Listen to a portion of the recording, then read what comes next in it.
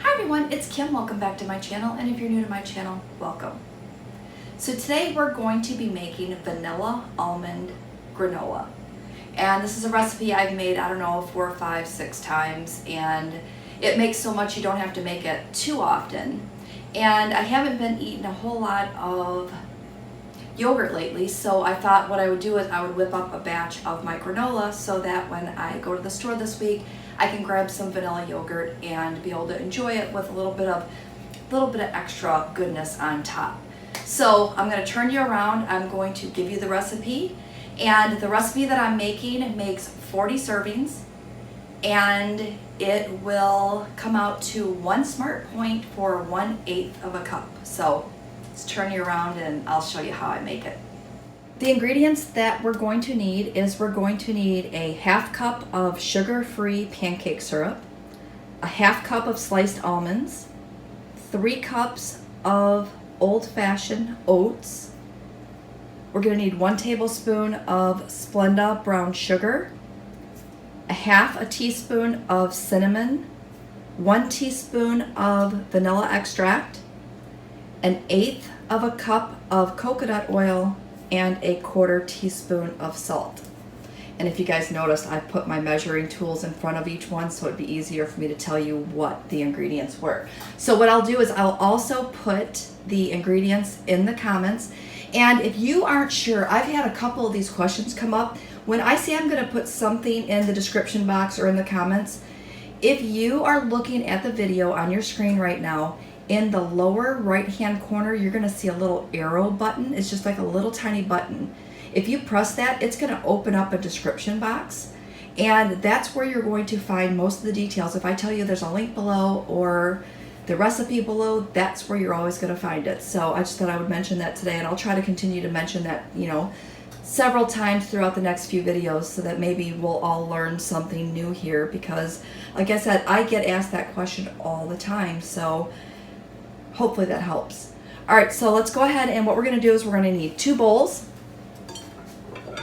We're going to need 1 for the dry ingredients and 1 for the wet ingredients. So we're going to start with the dry ingredients. And the first thing we're going to do is we're going to grab out 3 cups of the old-fashioned oats. And when I buy my oats, I buy them in the 10-pound containers from Costco. I think that Sam's Club also has it. And it's just, I don't know how the heck I go through 10 pounds, but this is like the 3rd 10-pound container that I purchased. And somehow I continue to go through them. All right, so we have that in here. We're going to go ahead and we're going to put in next the Splenda brown sugar. Again, 1 tablespoon of that. This bag here is getting super empty, so I'm going to have to definitely invest in another bag of that soon. 1/4 teaspoon of salt. I'm just going to try to measure that as best I can. I could pull the top off, but I think it's going to be just as quick just to kind of go ahead and sprinkle some into my measuring spoon. All right, so we have that in there. The next thing we're going to need is a 1/2 teaspoon of cinnamon. I always add just a little extra. So when I say a 1/2 teaspoon, I really mean like a 1/2 teaspoon, kind of almost heaping.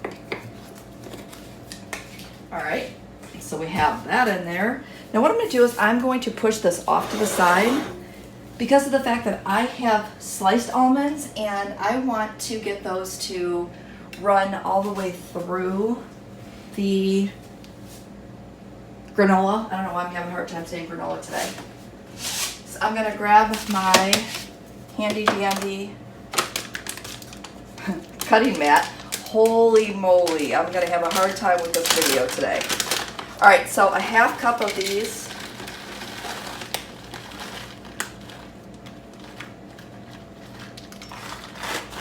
And actually, those might be just fine. I'm going to run my knife through them just in case, because I would like them to match up a little bit with the size of my oats. Again, just a quick rough chop on these. We're going to have different varying sizes of pieces. Hopefully it's not super loud.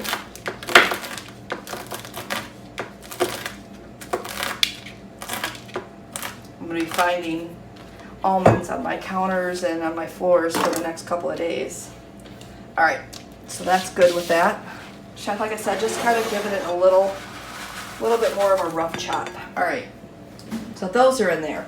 Now the next thing we want to do is we want to take our wet ingredients and put those into a separate bowl. I do have quite a large bowl here, but I think what I'm going to do is grab a smaller bowl because I don't think I really need one that big. So I'm just going to grab a little bit smaller bowl here. There we go. We can still see inside that one. Okay, so an 1/8 cup of coconut oil. And I have this one here from Costco, and it's a big one, right? And looks like it's equal parts, like, you know, they have the conversion chart here on the back. I don't know if you can see that. So if you wanted to start using coconut oil in in place of other stuff, you could do that too. So I like when they do that. All right, so I'm gonna grab a spoon. I don't think I can scoop this. Oh, I guess I can. I was wondering if I could scoop this out just with. I think when I brought it in before, it was cold because I had it in the basement. There. All right, so an 1/8 of a cup of that.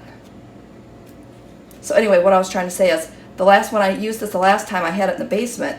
So when I brought it up, it was super thick and I couldn't get it out with just the measuring spoon. So I'm happy I could do it that way. All right, so we have that in there. We're gonna need some vanilla and some sugar-free syrup. So I think what I'm gonna do is I'm gonna go ahead and throw this in the microwave just for just a couple of seconds, just to get that melted a little bit, so hang tight. Okay, 20 seconds did the trick. I think that's perfect. It's still not all the way melted, but melted enough to where we can pour it over our mixture. The next thing we're gonna need is a 1/2 cup of our sugar-free syrup. Ooh, just made it. Good thing I got a backup of this one in my cabinet because I use this all the time for my waffles and my pancakes. All right, that's done. Last ingredient is our vanilla extract. 1 teaspoon of that. Gonna give that a quick stir. It's nice and thick. All right, so we're going to go ahead and pour this over our dry mixture. As I almost dropped my knife on myself. All right, can you see this? I'm gonna bring you down. I'm just gonna go ahead and grab a spatula just to mix up these ingredients, because I figure since I need a spatula to put it on the cookie sheet, that I might as well just not mess up another dish or another, another something else to wash. That's what we're gonna call it. Another something else to wash.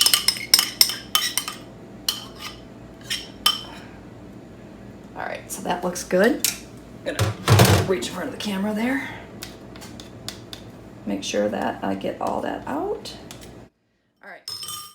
So at this point, we're just gonna mix this together.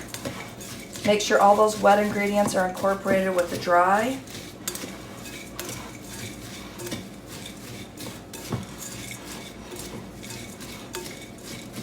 It's not gonna be super wet, so don't look for that. You just wanna make sure that it's not super dry either in any places. I always like to just take my spatula and push it down.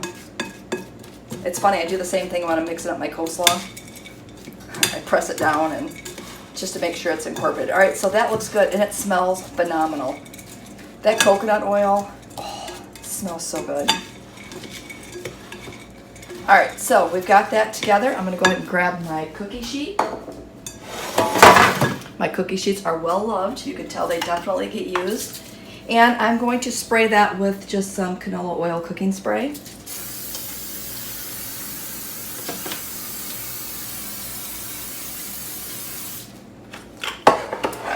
And then I'm going to dump this right onto the pan.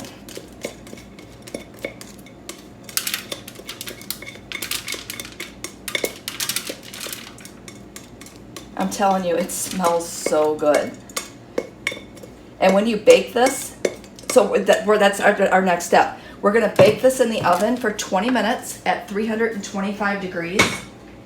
And about halfway through, we're gonna stir it. So after about 10 minutes, we're gonna stir it, and then it's gonna get nice and crispy, and then we're gonna let it sit, because as it cools down, it gets even more crispy. All right, so. Oh, that was super loud, I'm so sorry. All right, so we're gonna get this in the oven. I'm gonna set the timer, and then I will come back at you.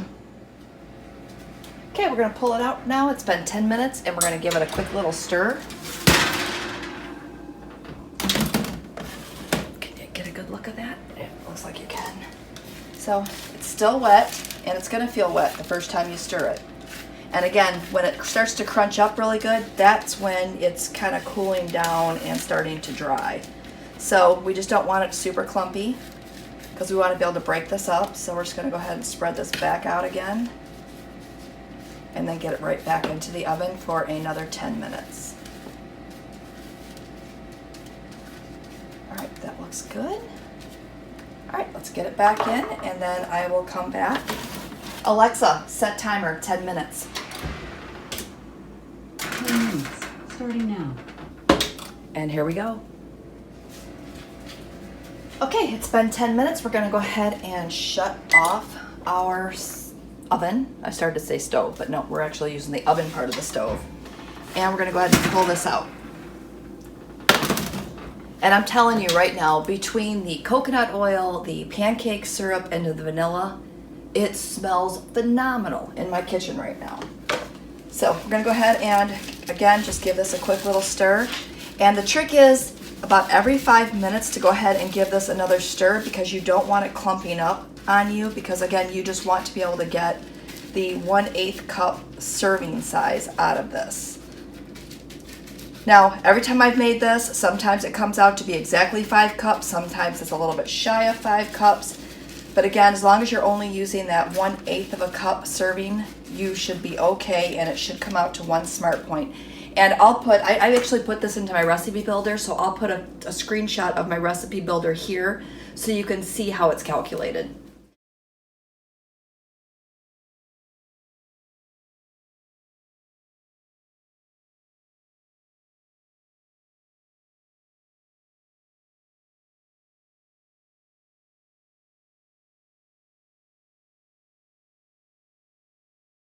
All right, so I will come back to you in about 5 minutes or so that I can show you how it starts to get a little crunchier. And then I will let it completely cool, and then I'll show you how I store it. Okay, it's been about 5 minutes, and I'm hoping you'll hear the crunch as I start to. Can you hear the difference?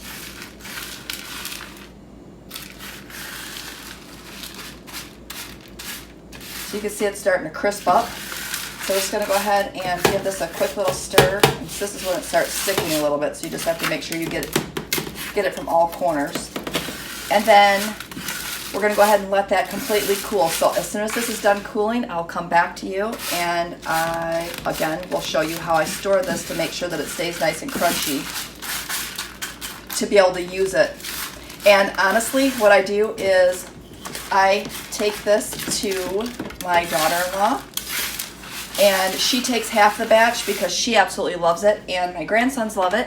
So I'll take half of it to her, because there's no way that I can eat this entire batch by myself. So I'm gonna go ahead and package it up, and, well, not gonna package it up, I'm gonna let it cool, and then we'll come back and package it, so hang tight.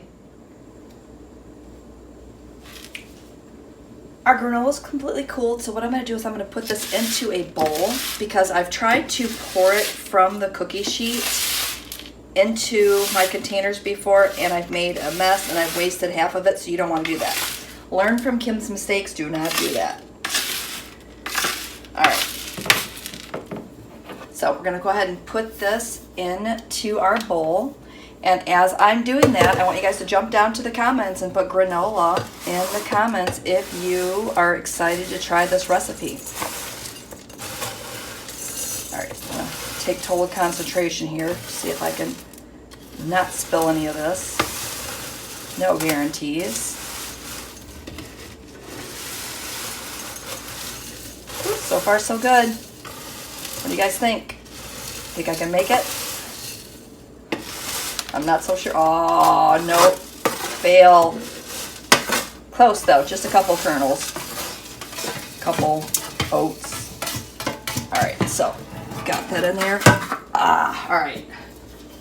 So let's check our measurements. I like this bowl because it does have measurements on the side. Let's see where we're at. It's like we're sitting at 4 cups on this one. Wow. So 4 cups at 1/8 of a cup. I'm gonna have to do math here. Hold on. So that's gonna come out to be 32 servings instead of the 40 that I normally have. So what I'm going to do is I am going to go ahead and when I use this, I'm gonna use just shy of 1/8 of a cup so that I can keep it at that 1 point serving. And I'll see if I can go in and change my serving size to 32 instead of 40. This might bump it up to 2 points for a full 1/8 of a cup. But I'll let you know that and just, I'll let you know that here. I'll put another screenshot of when I change it and we'll see where that one's at.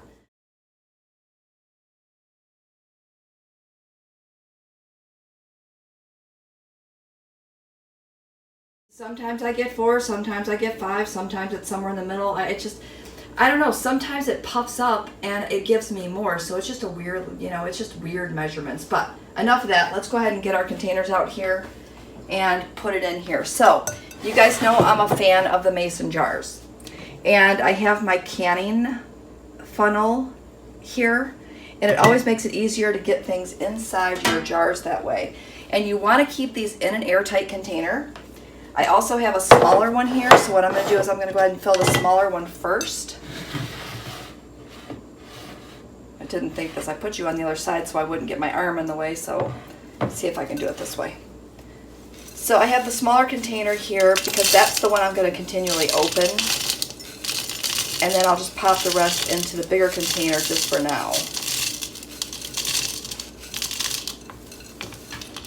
But you can see how that's much easier to pour versus trying to pour it right into the jar. A little bit here. All right, good.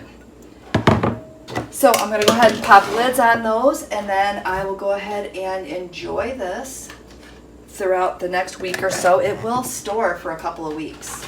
I've never stored it beyond 2 weeks. Thus the reason why I share it when I make this. So there you go. I hope that you liked today's video. If you're not subscribed, go ahead and subscribe to my channel. Hit the notification bell so you can be notified of upcoming videos. And with that said, thanks for watching and we'll see you next time.